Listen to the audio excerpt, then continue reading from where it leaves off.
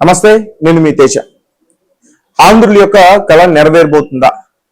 అమరావతికి సంబంధించిన చట్టబద్ధత బిల్ ఏదైతే ఉందో ఈ రోజు దాన్ని పార్లమెంట్ లో ప్రవేశపెట్టబోతున్నారు. అయితే ఇప్పటి వరకు దీనికి సంబంధించి కాంగ్రెస్ పార్టీ కావచ్చు, అలాగే ఆంధ్ర రాష్ట్రంలో ఉన్న పార్టీస్ కావచ్చు మద్దతుని తెలియజేస్తా ఉన్నాయి. కానీ జగన్మోహన్ రెడ్డి గారు మాత్రం ప్రజల్ని తప్పు దావు పట్టించే ప్రయత్నం చేస్తుంది కూటమి ప్రభుత్వం అంటూ కూడా ఆయన వ్యాఖ్యలు చేయడం అయితే జరిగింది.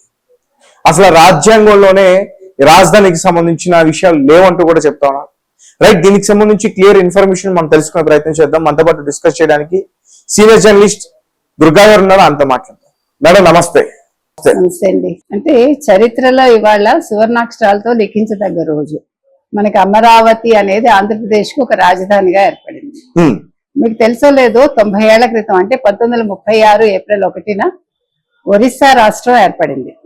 అంటే స్వాతంత్రానికి ముందు భాష ప్రాతిపదికన ఏర్పడిన తొలి రాష్ట్రం అది.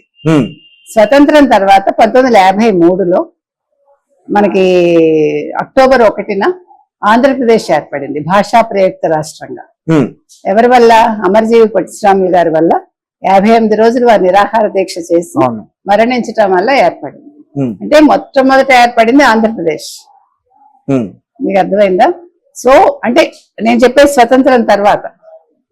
సో 90 ఏళ్ల తర్వాత మళ్ళా ఏప్రిల్ 1న ఆంధ్రప్రదేశ్ కి అమరావతి ఒక రాజధాని అని వాళ్ళ పార్లమెంట్ లో ఒక చట్టబద్ధత కల్పించారు. దానికి ఒక రాజముద్ర వేశారు, బిల్లు ప్రవేశపెట్టి. అయితే దీనికి ఎన్ని రకాలుగా ఇబ్బందులు పడ్డారు తెలుగు వాళ్ళు, ముఖ్యంగా ఆంధ్రప్రదేశ్ కి సంబంధించిన వాళ్ళు. 12 ఏళ్ల క్రితం అన్సెరమోనియస్ గా కాంగ్రెస్ ఏదైతే పార్లమెంట్ తలుపులు మూసేసి పార్లమెంట్ సాక్షిగా ఆంధ్రప్రదేశ్ కి అన్యాయం చేసి ఒక రాజధాని ప్రకటించకుండా విడదీసిందో, అది ఇంతకాలానికి 12 సంవత్సరాలు ఒడిదుడుకులు ఎదుర్కొని ఇవాళ మనకి ఒక రాజధాని అనేది వచ్చింది. అయితే దీని మీద జగన్మోహన్ రెడ్డి ప్రెస్ మీట్ పెట్టి ఎక్కడా కూడా రాజ్యాంగంలో రాష్ట్రాలకి రాజధాని అంటూ ఉండదు, రాజధాని ప్రస్తావన ఎక్కడా లేదు, ఓన్లీ కేంద్రానికే ఉంటుంది రాజధాని అనేది. తర్వాత కేంద్రం కూడా చెప్పింది రాష్ట్రాలకి రాజధాని అనేది వాళ్ళ ఇష్టాలని అంటూ వాళ్ళు అఫిడవిట్ కూడా వేశారు కోర్టులో. ఇవన్నీ మాట్లాడాడు ఆయన. కానీ అదే మిథున్ రెడ్డి మీరు చట్ట సవరణ బిల్లు ప్రవేశపెడితే వైసీపీ సంపూర్ణ మద్దతు తెలుపుతుందని అక్కడ కేంద్రంలో చెప్పాడు, ఇవాళ పార్లమెంట్ లో చెప్పాడు. సో ద్వంద్వ వైఖరికి వైసీపీ ఇది ఒక ఉదాహరణ. ఇవాళ ఇది కొత్త కాదు మనకి. మీకు గుర్తుంటే కనుక అయితే ఈవీఎంల మీద కాంగ్రెస్ దానికి వ్యతిరేకంగా బిల్లు పెట్టినప్పుడు వైసీపీ నోరెత్తల, సమర్థించాల. ఇవాళ అదే వైసీపీ సాక్షి పేపర్లో ఈవీఎంల మీద ఒక వ్యాసం రాసింది. సో దీన్ని బట్టి మీకు వాళ్ళ ద్వంద్వ వైఖరి ప్రతి విషయంలో ప్రతిసారి బయటపడుతుంది. ఇది పక్కన పెడితే ఇవాళ కాంగ్రెస్ సంపూర్ణ మద్దతు తెలిపి తీరాలి. ఎందుకంటే ఇవాళ కాంగ్రెస్ కి ఆంధ్రప్రదేశ్ లో అడుగు పెట్టే అర్హత లేదు. ఆంధ్రప్రదేశ్ ప్రజలు మర్చిపోరు కాంగ్రెస్ చేసిన మోసాన్ని. అందుకని ఇవాళ మాణిక్యం ఠాకూర్ ఆయన మేము సంపూర్ణ మద్దతు తెలుపుతున్నామని అన్నాడు. ఇవాళ సంపూర్ణ మద్దతు తెలిపేశారు కాబట్టి 2029 ఎన్నికల్లో కాంగ్రెస్ కి ఏదో ఓట్లు వచ్చేస్తాయనుకుంటే పొరపాటు. అది మర్చిపోరు ఆంధ్రులు, మర్చిపోకూడదు. మనకి చేసిన అన్యాయాల్ని మనం ప్రతిక్షణం గుర్తు తెచ్చుకోవాలి.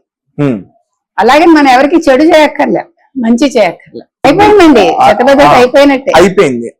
అది ఉండకూడదనే ఈ బిల్లు మార్చుకుంటూ ఉండడానికి. ఎగ్జాక్ట్లీ. ఇవాళ చంద్రబాబు నాయుడు గారు కేంద్రాన్ని ఎందుకు కోరారంటే ఇప్పుడు యాక్చువల్ గా మనం తీర్మానం చేసేస్తే శాసనసభలో దాని చట్టబద్ధత వచ్చేసినట్టే, ఇంకా దాన్ని మళ్ళా బిల్లుగా పార్లమెంట్ లో ప్రవేశపెట్టక్కర్లా.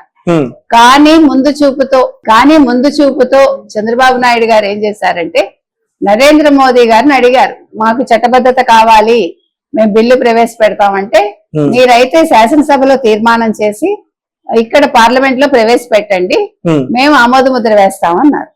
అయితే మీకు గుర్తుంటే కనుకైతే మొన్న శనివారం నాడు వీళ్ళు ప్రత్యేక శాసనసభ నిర్వహించారు.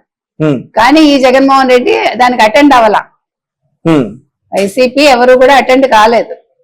సిగ్గు బుద్ధి ఉంటే అటెండ్ అయి ఉండాలి. ఎందుకు అటెండ్ అవ్వాలి? నువ్వు ఒక శాసనసభ్యుడివి, ఒక రాష్ట్రానికి ఒక రాజధానిని చట్టబద్ధత చేస్తూ అంటే ఒక తీర్మానం ప్రవేశపెట్టినప్పుడు నువ్వు అపోజిషన్ లో ఉన్నావు కాబట్టి నీ బాధ్యత అది. ఒక ఎమ్మెల్యేగా నువ్వు వచ్చి తీరాలి. మీరు ఎమ్మెల్యేగా మీరు అన్ని అనుభవిస్తున్నారు, ఎంపీలుగా అన్ని అనుభవిస్తున్నారు వైసీపీ వాళ్ళు. కానీ రాష్ట్ర ప్రయోజనాల దాకా వచ్చేసరికి మీరు నోర్లు మూసుకుని ఇంట్లో కూర్చుంటున్నారు. అసలు వీళ్ళకి క్యాన్సిల్ చేసేయాలా అక్కర్లేదా వీళ్ళ ఎమ్మెల్యే పదవులు, ఎంపీ పదవులు అని ఇవాళ మనం ప్రశ్నిస్తున్నాం. సో మొత్తం మీద ఇవాళ వచ్చి ఒక ప్రెస్ మీట్ పెట్టేశాడు అంటే దృష్టి మరల్చాలి. మీకు అర్థమైందా? ఈయన విజన్ అంటాడు, తర్వాత సంపద సృష్టి అంటాడు, దోచుకుంటాడు చంద్రబాబు నాయుడు, తర్వాత మళ్ళా అప్పు చేసి రాజధాని కడతానంటాడు. 7 ఏళ్ళు ఏం చేశాడు అని ప్రశ్నిస్తున్నాడు. 5 ఏళ్ళు మొట్టమొదటి 2014-19 మధ్య మనకి అప్పులతో రాష్ట్రాన్ని ఇచ్చారు. ఆ విషయం జగన్మోహన్ రెడ్డికి గుర్తులేదా? రెండోది, ఒక రాజధానికి భూములు పూల్ చేయాలంటే ఇది చిన్న విషయమా? రైతులను ఒప్పించి వాళ్ళ దగ్గర నుంచి మనం సరే ముందు అసలు ఎక్కడ రాజధాని అనేదానికే పెద్ద సమస్య. ఆ రాజధానిని మనం నిర్ణయించాక భూములు మనం పూల్ చేయటం అనేది ఇంకా పెద్ద సమస్య. దానికి రైతులు ఒప్పుకుని భూములు ఇచ్చాక 2019లో నువ్వు వచ్చావు జగన్మోహన్ రెడ్డి. నువ్వేం చేసావు 5 ఏళ్ళు? నువ్వు అసలు అమరావతి రాజధాని కాదన్నావు, అమరావతిని జంగిల్ చేసావు. 3 రాజధానులు అన్నావు, అసలు ఏ రాజధాని లేదు అక్కడ. 2 ఏళ్లుగా వీళ్ళు ఇంత కష్టపడి నువ్వు చేసిన తప్పులన్నీ సరిదిద్దుకుంటూ ఇవాళ అమరావతి మీద కేంద్రాన్ని ఒప్పించి వాళ్ళు డబ్బులు తీసుకొచ్చి వాళ్ళు రాజధాని కట్టడం మొదలుపెట్టి దానికి ఒక చట్టబద్ధత తీసుకొస్తూ ఉంటే నువ్వు ప్రశ్నిస్తున్నావు.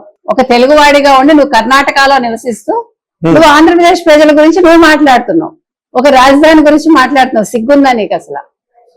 నువ్వు ఇవాళ వచ్చి అసలు రాజధాని అక్కర్లేదని మాట్లాడుతున్నావంటే ఇవాళ నువ్వు అసలు ఆంధ్రప్రదేశ్ లో తాడేపల్లి అడుగు పెట్టే అర్హత లేదు నీకు. మరి కేంద్రంలో ఎందుకు మిథున్ రెడ్డి చేత అలా చెప్పించావు? అంటే నీకు అక్కడ భయం, నీ కేసుల విషయంలో నీకు మళ్ళీ బీజేపీ మద్దతు